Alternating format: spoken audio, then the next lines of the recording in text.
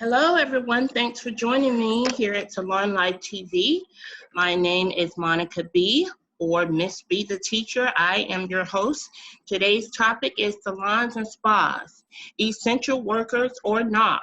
You guys should already have the link, the meeting code here on Zoom in your social media post or by email or text.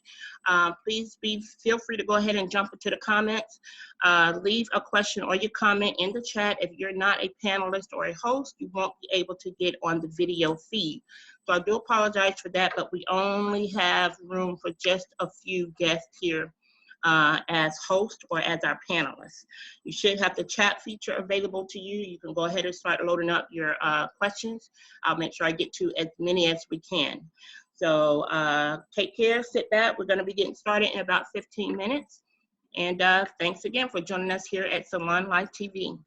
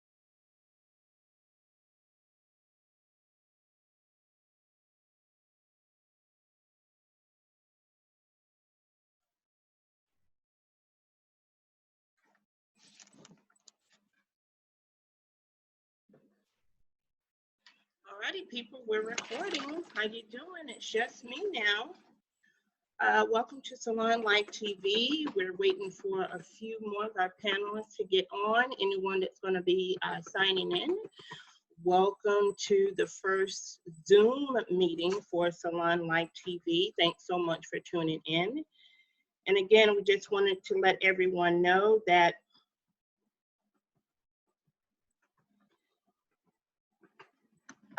everything that we're going to be discussing on the meeting tonight should be something that resonates with every stylist or barber everywhere.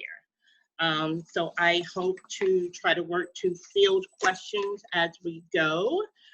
We're going to keep this segment to about 30 minutes, maybe not very long, just to make sure that we get everything answered, most of the questions, either that were put out on social media or people that are throwing them into the chat right now.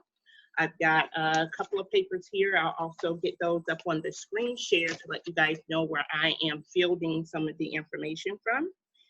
And also checking my phone for any questions or anything that are going to be coming in. So thanks again so much for joining us. Let's go ahead and get started. I, of course, started Salon Live TV. Again, hi, Monica B., your host here. Salon Live TV. You can find me on Instagram and Twitter at Miss B, the teacher. My YouTube page is Salon Live TV /YouTube.com. For those of you that I've ever worked with as a stylist or barber, I've been an educator in this industry for several years. And I wanted to let everyone know that what's going on in the salon and spa industry is affecting everyone everywhere, right? So with that being said, let's get down to it. Salons and spas, essential workers or not? So that seems to be the big question right now with all of us as we're dealing with the fallout of the pandemic. The question remains for a lot of salon and spas that have been closed effectively from different states for about 2 months now. I feel that I have been put in a position to be blessed with where this could possibly have left me living in some other part of the country a few years ago. But where I am located now, I have the ability to still teach online. So that hasn't really changed that much. We're doing a lot of theoretical and book work. So the state that I'm in right now, we're not doing a whole lot Washington State practical work. So it's only theory. Every state is different. We have been able to maintain a regular 5-day-a-week class schedule. I'm working just a little fewer hours than what I would normally do at my regular pay rate. Nothing like that has helped. I was fortunate enough to get my unemployment kicked in fairly easy to kind of supplement that. I've also earlier did what I would normally do, and I did it myself because I was already at home filing my own taxes, which I haven't done myself in a number of years. Fairly easy to file a W-2 and a 1099. So I do file both. With that being said, that has come about, and I did receive the stimulus payment, the initial $1,200. From what I understand, and I have watched Representative Maxine Waters from California, she has put in an additional amount for the second round of stimulus payments that will be coming out. And as she said on a newscast a few days ago, her initial push was for $2,000 for every adult in the household, and I believe $700 for, no, $1,000 for every child. So $2,000 for every adult and $1,000 for every child.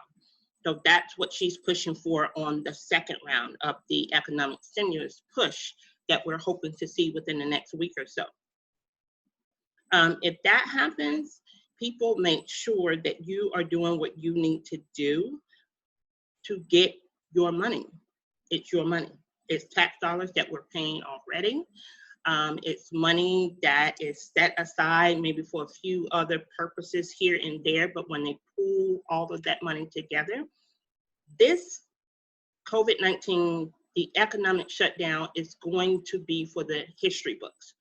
We are going, cosmetologists and barbers especially, which is why I wanted to make sure that I did another post to hit this home harder. We did a post last week on teachers being on the front line, and we are. I've received great response from that. I received maybe the first day that I woke up to check to see how the post was doing and the engagement. I had one, I'm not even going to throw a negative word out there because that would be a negative trying to fight a negative. I had one individual, a human being. They were not a dog, cat, elephant, rhinoceros, nothing. They were another human being with fingers, with the Facebook account that got onto the post and put out that teachers are no more important than an average cashier, something to that effect. And literally, first thing that I got up the next morning of doing what I thought was a great post, congratulating teachers for being online, on their computers, keeping these students engaged, gaining a paycheck, keeping their families fed, and what we're going to have to face once we go back, which is to be on the front line, which we've always been. One of the very last industries when it comes to anything in person-to-person contact, that's probably not law enforcement or public service workers. So we're one of the last industries where we physically touch people every day. And we've been touching your kids, adults, teenagers, preschool kids across the board. We come into physical contact with other human beings on a daily basis.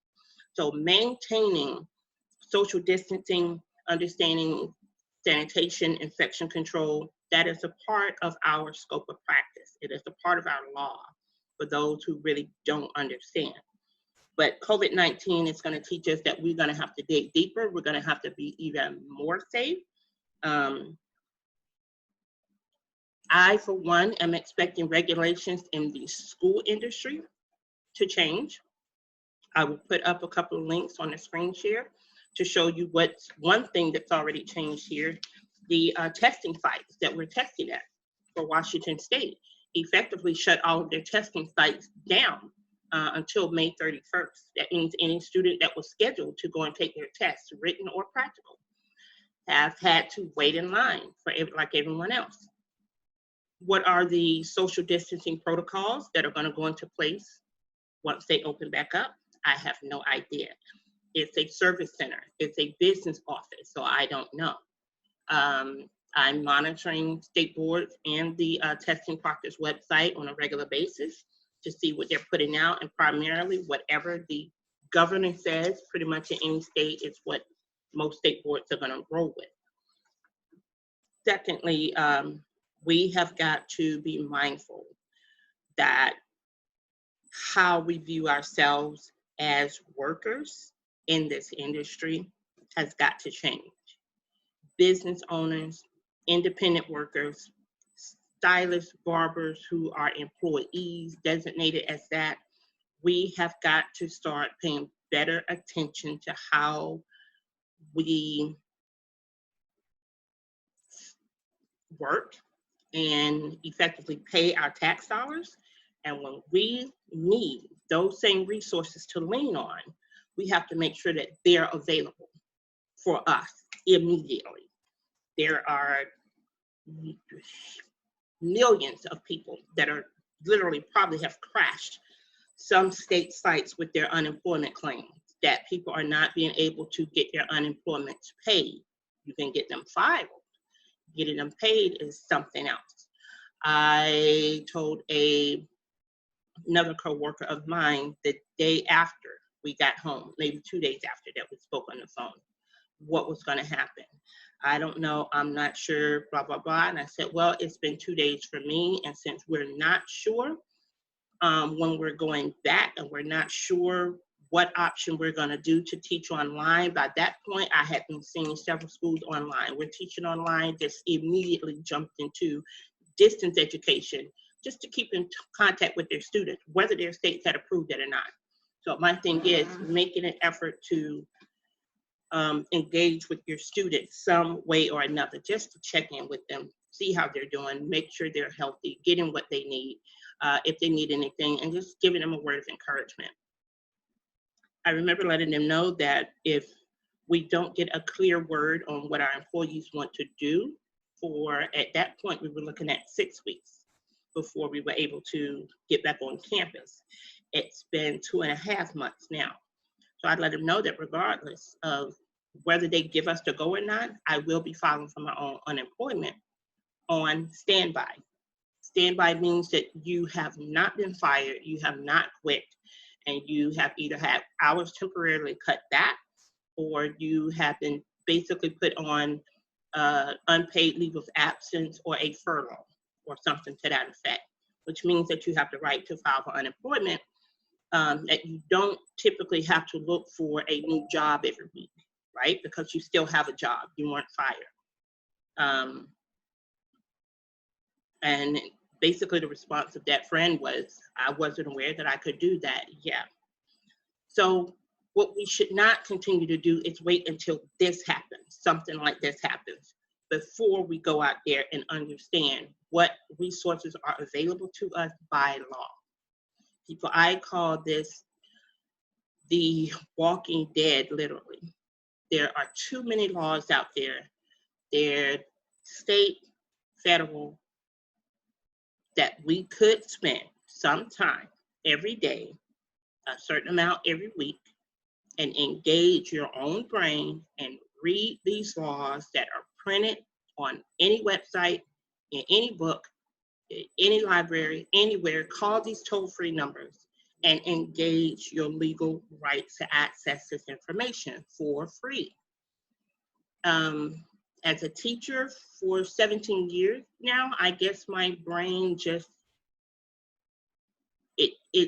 I don't like lazy thinking. I'll put it that way. I don't like lazy teaching, lazy engaging, lazy problem solving, because I know without a doubt you have the right and the ability, whether you know you have the resources or not. Your right and your ability and your desire should jump up first before knowing what the resources are to save yourself, right? So I don't want to go too far back into what I was saying early on. People scrambling for information on how to file for the stimulus payments. You didn't have to file anything for stimulus payments. If you paid your taxes in 2018 or 2019, the money would be automatically deposited into whatever account information that you gave the IRS at that time. Let's be real. Salons, stylists, and barbers at times do not do a thorough enough job, if at all, of reporting all of your income. Primarily, salons and barbershops are still a cash-based industry. I spoke with a friend earlier today, Miss Envy. What's up, sweetie? I give you that shout out from Florida. This lady has worked across the board in industries. We met several years ago online, just kind of been a listening ear to one another. We were always bypassing each other when I lived in Florida briefly. And we actually spoke earlier today, like cash-based businesses. I'm like, so what are people like tattoo artists doing? You know, what are waitresses and waiters doing? We know that the restaurant industry has been impacted hard. What are strippers doing, right? So we're classifying certain industries as essential or non-essential. What the hell does that mean exactly?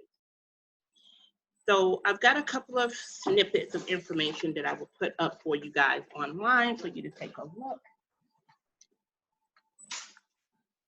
We can then grab some of those definitions ourselves.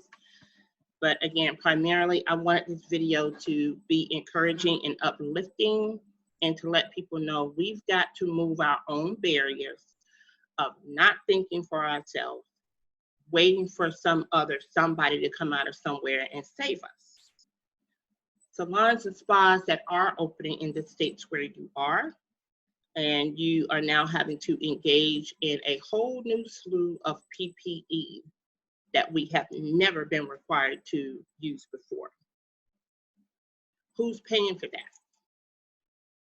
Are we getting discounts showing our credentials that we are licensed in this industry, and people that are selling things are discounting us? I was at Big Lots the other day, and they had 10-count boxes of these disposable masks, $5 or whatever they were.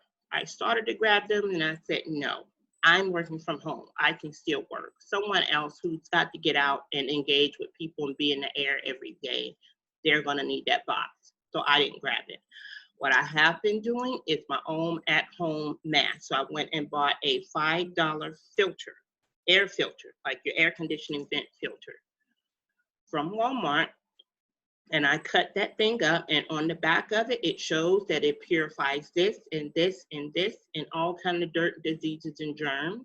And another hack that I saw on YouTube or Facebook or something, and cut it to the size of what my regular handkerchief is. And that's what I fit across my face when I go out, along with my nitrile gloves or my reusable latex gloves, the same things that I'm using for hair color demonstrations and whatever. Other people that are cash strapped, that have got to get out and make a living, how has that been for them? My biggest concern earlier today, as I was trying to get more people online, was what are you hearing from other people in our industry? Because I'm not hearing much. We have been silent. We've been griping about the money we weren't getting when it came to stimulus payments or unemployment. We didn't know how to file for unemployment because I'm an independent worker. That does not stop you from filing unemployment, because if you're an independent worker, that means independent contractor, you still have a base somewhere where you work. My 1099 that I filed for myself, my Schedule C, has me listed as a sole proprietor, not an independent contractor, which means I'm my own worker. My sole proprietor is listed wherever my home-based business is. Independent contractors means that you are contracting out work from a business owner. Certain states have actually moved in to clarify that law with salons and barbershops, so they can disband the booth rental contracts or chair rentals that have been in existence forever. Because the law basically says that you cannot be an independent contractor from a business, and that business owner does the same exact work as you. The business owners needs to only manage and operate the business. So if I was a salon owner, I cannot be behind a chair myself and renting out other booths to other people. I'm supposed to only own and operate the business. That's what classifies you as a business owner. If not, then you become an independent contractor yourself, taking a flat fee for a booth rent, or people will take a part of your commission as a booth rent. If that money is not being properly accounted for, that what I, as an independent worker, file on my taxes, that income and what my rent and all of my expenses are, the income that I'm paying to the business owner under as a write-off, the business owner themselves, are they then calculating all of my income and everyone else that's in that shop? My income pays for my rent. So my rent then becomes income of the business owner. So has that been properly calculated? Instances where I've networked and consulted with business owners, school owners, particularly over the years that they've been either starting new schools, partnering with new schools, changing the format of their schools, changing from a for-profit to a nonprofit. Certain programs that just haven't been available for startup schools for a long time. Not that you have to be accredited in order to make money. It is a $1 trillion industry, and it does take time, money, resources, and you go the long route to get into business with the federal government. It's not an overnight process. State funding, though, programs that have been around, WIA, Job Corps, certain things of that nature. You don't really see that many programs available anymore that would fund or pay for programs for people. That goes for TANF, that was the workforce type of investment issues for people that were getting food stamps, that were on welfare, people with partial disability, things of that nature. You don't see many of those programs around anymore. And what I got verbatim for some people that were heading up those programs is the reason program funding was cut back is because we don't have a large enough scope, a number to actually stamp it to say, this is what cosmetologists and barbers can make as far as an employment outlook. So if we can't substantiate paying $5,000 or $10,000 from a state-funded program to your school as a school owner, and we know that this $10,000 is going to be an investment in this person, it's really not free money because it's basically, yes, it's a grant or scholarship, but they basically expect this person to go to your program for a full ride of $10,000. And they should be somewhere working within another year after completing their program under the codes for NAICS codes. It means that certain codes that are filed under the North American Industry Classification System. We have to pull taxes from this person's paycheck, and that goes back to the state. And those taxes would then refund the same program that gave that student the $10,000 to go to your school. And we know that we can recoup that $10,000 because the beauty and barbershop industry in this state, wherever you are, is a $10 million a year industry. The problem with that is not enough barbers and stylists independently on their own, W-2 or independent worker, salon owners, whatever, we underreport income. Not that we don't report it at all, but we significantly underreport it. Being cash. You're basically treating your industry like you're a gig worker. So for those of you that are hearing and reading the stories of what your Uber and Lyft and DoorDash drivers are going through, their companies are falling all the way back. You're a gig worker. You're an independent contractor. I don't have to pay unemployment taxes. So therefore, if my company goes out and gets a $10 million stimulus loan, I don't have to pay each individual driver a portion of that PPE or EIDL loan.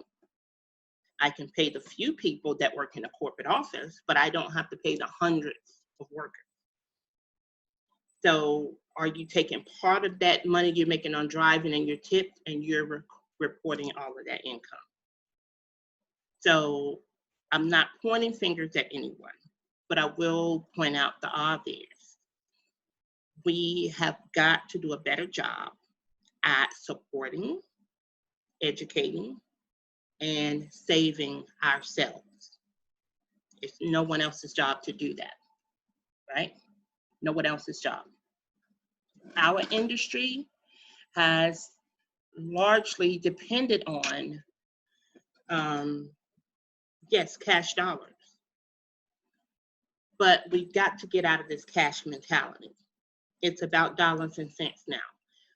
This can go back to where, oh my gosh, I can't say when the very first year was that we started doing electronic deposits and check cards and bank cards. We're not talking about credit cards. We're just talking about regular banking with your local business. When people decided that this was going to become the new thing, you can get direct deposit, you can get your bank cards, you can pay all your bills, automatic withdrawal, pay them off your bank cards, different things of that nature. People were all up in arms back then, worried that they're not going to be able to keep all of their money because, oh, I got to now turn everything into the bank. Now you see why. Turning everything into the bank and all the money you make is a good idea. You even have people that have been banking with certain banks for a long time, and their own bank are telling them that they don't qualify for a loan. Not just because you didn't qualify it, but when I'm looking at certain banks, like a gentleman did a great segment with Roland Martin about a week or so ago. I believe it was United First out of Michigan. There's a list of what they expect for you to turn in with documentation, whether you live in that state or not.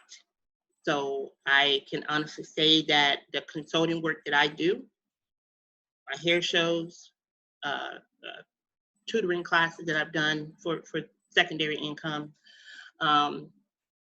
managing my Salon Live TV channel on YouTube,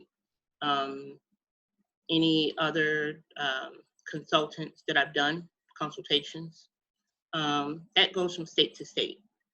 That standard business license that I get gets paid every year, and you file those taxes, your 1099.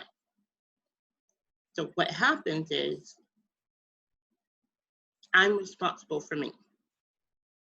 I'm responsible for that income coming in through my online bank account and then showing up in my physical bank account, which is still back in my home state of Alabama. My money is on a card and it goes where I go, but it's accounted for. Certain amount of that money comes to their business account and certain amount goes off into savings. Certain amount comes into a regular online account, maybe my regular W-2 money, then that money goes, certain amount goes into savings.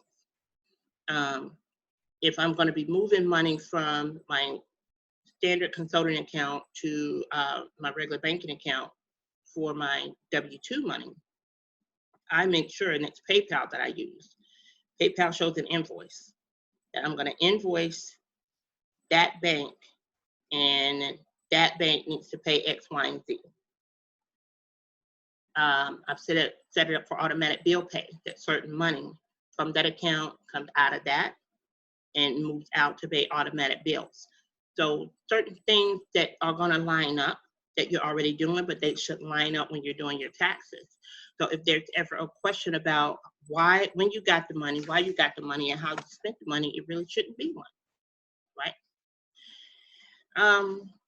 The people we've got to get over this hump of sitting back and waiting for other people to do whatever. Those of us that have jumped the gun and you've been out there and you've opened your salons before the states approved you, I can't say what anyone has to do to feed their families, but I will tell you, you're not going to feed your family very well if you're dead. You're not going to feed your family very well if you got clients that are coming in that are asymptomatic right now with COVID-19 and spreads and fumigates your shop with whatever. Other healthy clients are coming in. Those clients get sick and they can pinpoint that sickness back to you and your salon and you get sued. You're not going to feed your family very well then when you're busy paying out lawsuit money. I want us all to be able to be in a position where we can work as other workers work. We've got to break this cash mentality and this hustling and this and that. It ain't paying, really in the long run, paying nothing for nobody. So if you haven't been able to access anything from COVID-19, let this be a lesson. When it's time for you to show up for retirement age, Social Security, all that stuff you thinking is waiting for you at the 68, 69, 70s, I get notifications that I have to be 74 now before I can pull any money. You ain't putting no money in the system, and however many years in your working life or the amount of money you've been putting in is significantly short and underreported. You're going to be shocked when you show up for these Social Security payments and ain't nothing there for you, boo. It ain't automatic money. We just gonna give you this because you turned 65. Them days are gone, gone. I can remember hearing things from my father as a kid of stuff he was going through with people he was dealing with. And at his retirement age, rolled a little bit past 65.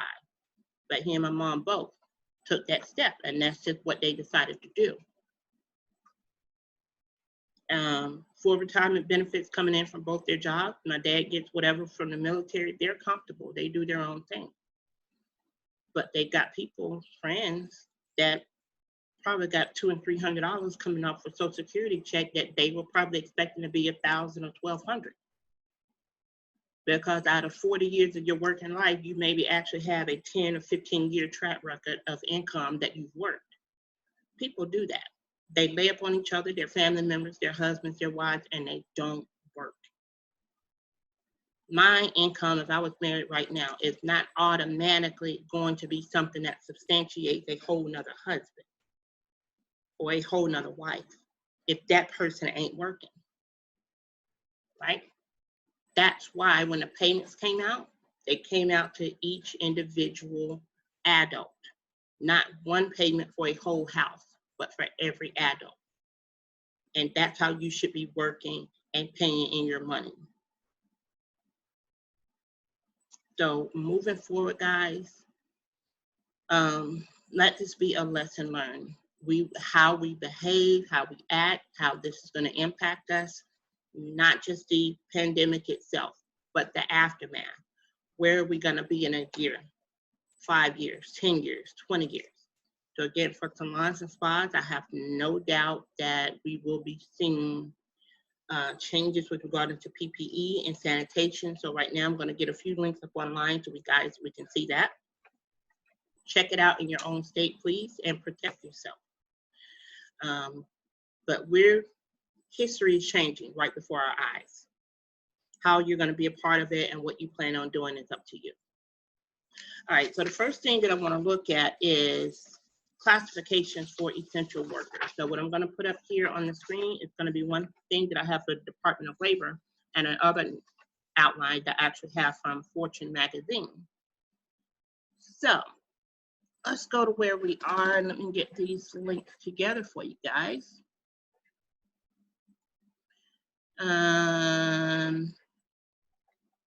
First one that I have is for the United States Department of Labor, Bureau of Labor Statistics. If you ever have a question on how your actual working conditions are classified, this is a website that you want to check out, right? I get information here on employment outlooks, things that schools have to be mindful of, what's changing in the industry, what industry has most growth, less growth, what's going to be added into the industry, how we're classified. So we're here at the very top, as you can see, Occupational Outlook Handbook. It also says personal care and service. And then there's a drop box for barbers and hairstylists. That's how we're classified under the law, personal care. If you ever went in a little bit further and looked at NAICS codes have several classifications. I file W-2s here for the NAICS codes. And it used to have it listed on the sites. You'll have to go down a little bit further and find it. So I would go to NAICS codes, cosmetologists and barbers, and the actual number will come up. That's what you filed in on your taxes. And my 1099, I filed that separately under a NAICS code for education and training. So let's stop this one. Now let's jump into what we're looking at for the Fortune magazine article. This article says,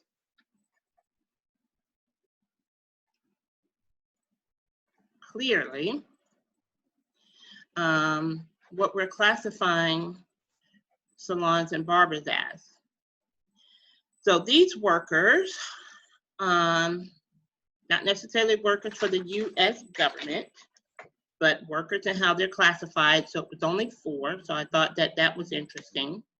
Salons and barbers are not on this list with regards to government workers, right?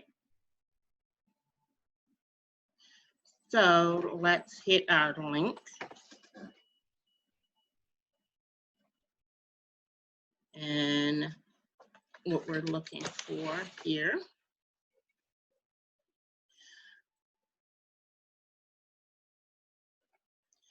So this link goes down the list here. You guys can pull that up later. I apologize for all the pop-ups that are coming in.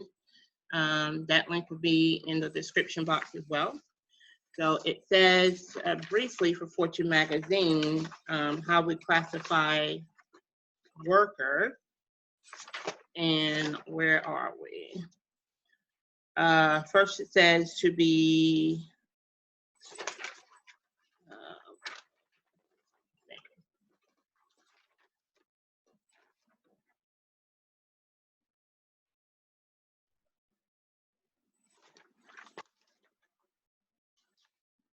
that pandemic article, I'll put that in the link. We had something else mixed, reprinted a little bit different. It's not what I wanted. But that's the Fortune magazine article. I'll put that in the description. And then secondly, we're also going to be looking at all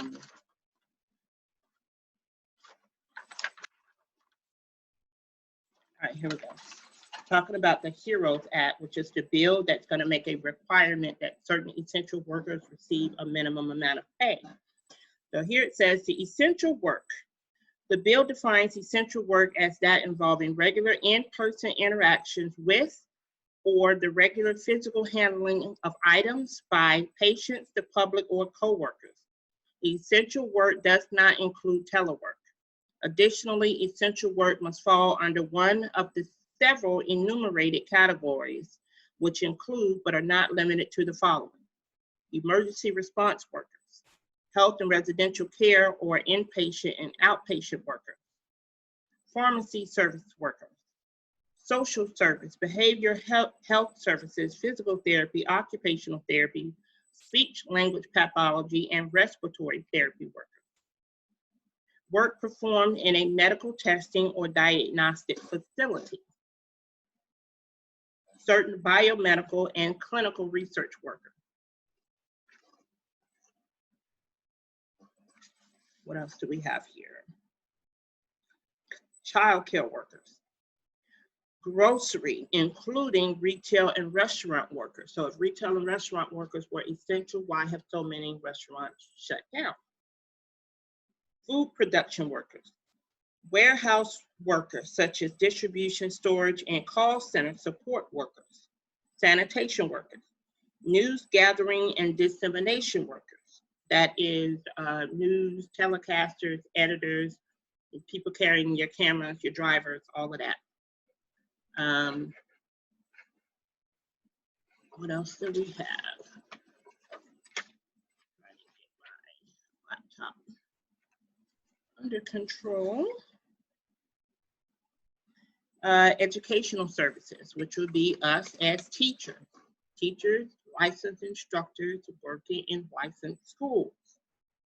Mortuary service workers, and other work deemed essential by a state, local, or tribal government. Under the bill, an employer lacks the discretion to determine what portion of an essential employee's work qualifies as essential. Rather, an essential employee would receive premium pay for all work up to the $10,000 or $5,000 maximum as described above. So salon, spas, massage therapists, fitness trainers, tattoo artists, strippers, I didn't see on there, exotic dancers, sex workers, I didn't see any of that on that list as far as people being essential workers. So what you have to do is you have to guard against what we're working in. And as I've always said, especially to teachers and stylists, you need to have a side income coming in. Now, I'm going to reinforce that. The side income needs to be essential working income. Too many options out there for people to get online and do something online. Something online. There are several work from home sites. There are call center sites, things of that nature. People have been doing this forever. So in order to keep certain things going, that's essential. I can imagine people that work for Zoom have had to hire and bring in new people because getting on this 2.5 months ago, it was crashing every day left and right. Screen freezing, buffering, audio bad, all of that, because so many people jumped on Zoom that it was normally able to maintain, especially going from just conference calls and meetings to whole entire schools, elementary, primary, the parents doing at home school, homeschooling, cosmetologists, barbers, all kinds of other universities. So companies like that have probably had to increase their workforce, right? That's what it means to be an essential worker. Secondly, I'm going to put in the comments again, but I'll throw it up on the screen right now. You guys can see what some of the states are outlining. And again, if you're in a state and they have certain regulations for you, please, guys, do what your state is telling you to do. It is not worth it for us to disobey the law. And when we get sick, or someone in our shop is going to be sick because of my habits, it's just really not worth the potential loss of your license or what you're going to do to put others in jeopardy. So this is a link here from Washington State from the governor. If anyone else's state has something else more inclusive on that, please put this up so we can all share it and see it and get an idea of what it looks like. This is 16 pages long. I only really just printed out the first sheet so people can see the full letterhead. So most state boards of cosmetology, I know, are going by whatever is coming down from the governor. And the governor's office is linking up with the state health department. State health departments are listening to the CDC, the WHO. All the information is being fed to organizations like the one that Dr. Fauci heads up. All that information is what goes up the pipeline to the president when he's going to be making certain types of rules and regulations. And then giving the states the power that they do have to retain some type of independent thinking and acting, and then allowing those states to make their own rules accordingly. But we still are living on borrowed time, because my personal license, my shop license, any of that, the only other name on it I'm ever concerned about that changes is the name of the governor. When a new governor comes in and you get a new name stamp on your license, that people haven't really never paid attention to that, right? So we have got to start to think and act and do as any other worker and any other industry does, and start to protect ourselves. These federal rights that are out there, things that are going on with OSHA, talks that I'm in with OSHA right now about revamping my Premier Institute of Continuing Education, specifically for the states that don't have it, or the states that used to have it and disallowed it. Hello, Alabama. Now we realize why sanitation and disinfection needs to be mandated. If nothing else, just that right there. Networking with organizations like that, keeping an eye on what they're dealing with, because you don't want to then find yourself being in a position where you are open, your salon is not open, but you're working in a hazardous environment because the shop owner decides that they're not providing PPE, or they don't have proper filtration, air filtration systems in place. We're not providing hand sanitizer, things of that nature. Exactly how much is on you if you're an independent worker or a commission worker, if you're considered or not an essential worker. Anything you're earning to feed yourself or your family, to me, is considered essential. But when we're gonna be getting out and things that have to be out, you have to get out of your house, you have to do the stay-at-home order. It's just certain things that people are not gonna budge on, right? With that being said, guys, I'm gonna sign off.